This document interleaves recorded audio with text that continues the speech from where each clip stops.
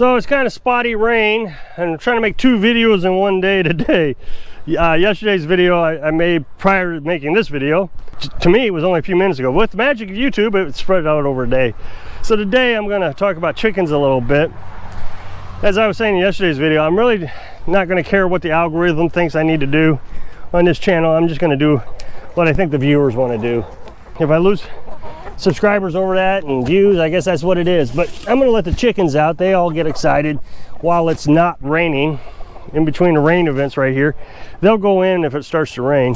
I didn't bring any corn down. I'll have to go get some corn for them. I want to do a count. 1, 2, 3, 4, 5, 6, 7, 8, 9, 10, 11, 12, 13, 14. Okay, they're all out. So we got 14 chickens. 2 of them are roosters. You know, Frenchie and Roo. So I got a question the other day that asked me, how many chickens should a person get? And I really don't have an answer to you, but what I'm going to do is give you a philosophy. And I'm going to use another example before I tell you my philosophy. The way I try to set up my life living off-grid is making sure I have enough when the production is the least. The easiest way to explain this is with the solar panels. It's always hard to figure out how many solar panels you need. Here's Two-Face. Two-Face was injured a while back. She got in a fight with another chicken, and it damaged her eye. She's better now, but we had to take her inside and nurse her. And after that, she let me pick her up for the longest time. Now she won't let me pick her up.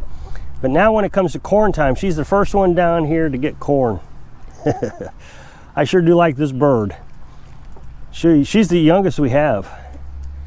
Of course, she's Americana, so she likes to pick fights. So with solar panels, I set up our solar panels to have enough solar panels that when it's cloudy like today, it's making enough electricity that we can still have electricity. I don't have enough just yet. I got to figure this out a little better because on cloudy days I still have to run the generator a little bit to charge the batteries. So I suspect I'll have to charge the batteries for an hour tonight. It's not bad. I mean, you figure my generator lasts 11 hours on a gallon of gas, so if it was 11 straight days of cloudy, I would do that with a gallon of gas. That's the way we're trying to set up our chickens also. We're trying to set them up so that when they're producing the least, we still have enough eggs to eat. Here's the problem, is a lot of people assume really you only eat eggs for breakfast or when you need it for a cake. But as I said yesterday, we're trying to set up our life where we're eating just a protein diet. So we got 3 eggs there. In the summertime, we'll get about a dozen eggs per day. But in the wintertime, we get 3 or 4 right now. Now, I suspect that's going to increase because we still have, I think, 5 chickens that are not producing eggs. So let's say instead of 4, we get 6. We get 6 eggs a day. I'm just using that as a rough estimate. I can eat 3 for lunch. That leaves 3 left over. So Carolyn can put that into a hamburger mix or make some sort of egg nut drop soup or add it to something. What that's going to do is reduce the amount of meat we have to eat, and we can increase the amount of eggs we're eating, getting the same amount of protein just from different sources and still getting a variety of foods. We'll still eat the chicken, but it'll be mixed with eggs. We'll still be eating beef. It'll be mixed with eggs, pork, eggs. Everything should have eggs in it. Now in the summertime, we'll be able to increase the amount of eggs we eat. Now a lot of people seem to think that eggs are bad for you. I don't. So it's just a matter of opinion there. I mean, you're going to say, well, doctors say, well, I don't trust doctors. I've said that. They want their corn. They're upset that I took the eggs.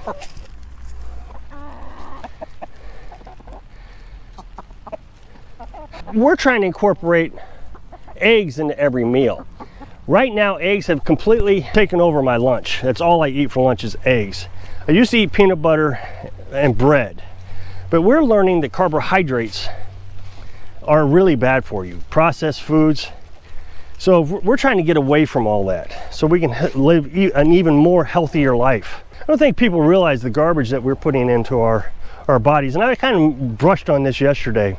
I've been really doing a lot of research recently, well, within the last year, looking at diets. Our bodies are designed, trying to get all the chickens back down to their area. Our bodies are designed to eat meat.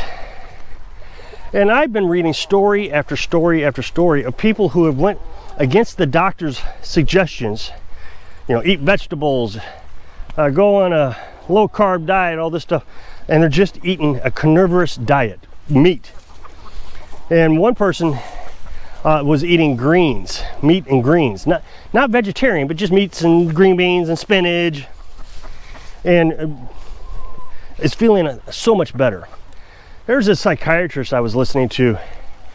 I listen to him all the time. Hey, you're gonna break the eggs. Don't break the eggs, no. They want to, we don't want them breaking eggs. Once they start to learn how to break eggs, they'll break them all the time and eat the egg. So we don't want that. So he was saying him and his daughter was having a lot of stress and wasn't getting enough sleep and life was miserable. And him being a psychiatrist, he kept trying to figure out what psychological problem he was having. Well, somehow or another, his daughter, and she was in real bad shape. I mean, had physical ailments. And somehow the daughter discovered a complete meat diet. And so she started eating meat. And pimples went away. She lost a bunch of weight. She was feeling better. She was able to go out in society. She wasn't having anxiety issues. She was just doing a lot better. So her dad, the doctor, the psychiatrist, did the same thing. And he said within a month, he felt like a new person. Sleeping better, sleeping all through the night, not waking up, no stress. You know, he feels like he's got a pretty stressful job because he's a public figure and he's having to go to these conventions and just a high stress job, and he doesn't feel any stress anymore, and it's just because he eats meat. I can't keep these chickens from coming up too far. I don't know why they're wanting to do that all of a sudden. Now here's the thing is we already kind of think that way anyways. We've really changed our diet in the last 2 years. Got away from a lot of processed foods because we've been canning food and growing our gardens and really trying to figure out, okay, how are we going to be more self-sustaining? We were accidentally doing good things for us, even though we thought they're just running around like chickens with their heads cut off. My goodness, why are they doing this? Get down there. So we actually thought our diet wasn't that good. As a matter of fact, Carolyn swore up and down that we were hurting ourselves. And the reason she thinks that is she lost a bunch of weight years ago, and what she was doing is eating pretty much a vegetarian diet, but she was also eating proteins. And so she didn't really make the connection to the proteins that was making her feel better. She was making the connection to the vegetables. Well, we're not eating a lot of vegetables here because we can't store vegetables, and we haven't had a good garden yet to really can a lot of vegetables. So we buy corn and green beans, and you know, we'll have green beans and corn every other night. But we're getting healthier all the time, and so the only way we can really contribute this is that the meat is what's making us healthier. So it was probably the meat that was making her healthier before. But the key is all the processed foods. Pasta. I said this in yesterday's video. I like pasta. I could eat spaghetti every day of the week, macaroni and cheese every day of the week. Pasta is really bad for you. And the sugars, there's sugar in everything. I mean, think about bread. Bread has sugar in it. Wheat, all of it. It all has sugar because you got to get the yeast to rise. There are some other things that we're trying to contemplate whether we want to get rid of or not. Rice. Rice and potatoes have a lot of carbohydrates in it. They don't fill you up, even though they're called a filler. It's just sugar, so you burn it off. So we're trying to figure out, do we want to have rice? And we only eat rice probably 3 times a month as it is. So we got all this rice. We got, I don't know, 100 pounds of rice.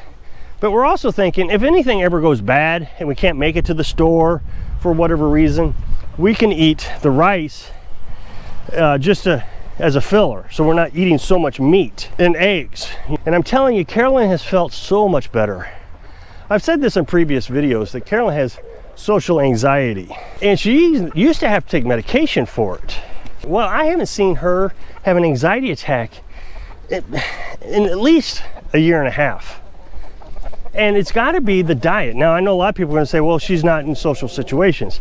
Social anxiety doesn't necessarily mean you have to be in a social situation.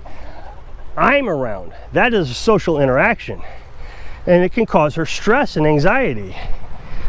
You know, we were nomads out in the middle of nowhere sometimes, and she would have an anxiety attack. I tell you, they are being frustrating today. They are not behaving. I don't know if there's something they see that they want, what the deal is, but I don't want them up here. They don't seem to understand. They're a lot of fun. It's hard to film with them. A lot of people ask me to film them while I'm out here, but it's really hard to film because they just won't behave. I don't know why. When I'm sitting down there, I can holler at them, of course, and they'll come running back, but I can't holler when I'm on camera. But man, they are just misbehaving terrible. Maybe because they know I'm on camera. I don't know. See, they're coming over even though they know I don't want them over there. Getting back to the question, how many chickens should you have? I would say make sure that you have enough eggs for the winter. So you're only going to get a chicken to produce an egg every, let's say, 3 days. That's basically 2 eggs a week from one chicken. So if you're going to go what Carolyn and I are going to do, we can't have enough chickens in the winter. We could really do well. If you do get too many eggs, there is no harm in that because you can sell the eggs. So the eggs at the store were like $1.50 a dozen. We can sell brown eggs here in town for $2 to $2.50 a dozen.